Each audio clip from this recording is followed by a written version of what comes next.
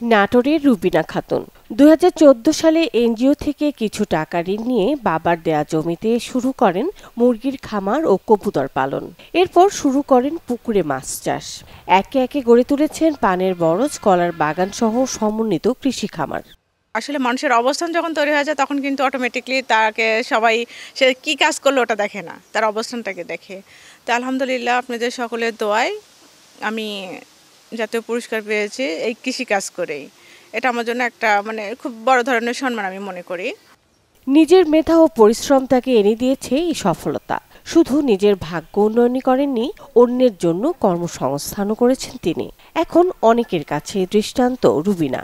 তিনি সংগ্রাম করে ঘুরে দাঁড়িয়েছেন এবং একজন কৃষি উদ্যোক্তা হিসেবে তিনি নানান ধরনের কৃষিকাজে লিপ্ত হয়েছেন এবং সফল উদ্যোক্তা হিসেবে নিজেকে পরিচিত করেছেন।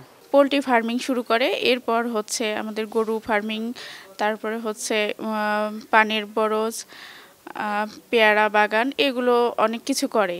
এটা করার ফলে আমাদের অসচ্ছলতাটা কেটে যায়। রুবিনা আপার পানের বর, এমক, কলার বাগান, পুকুর, খামারের কাজ করি।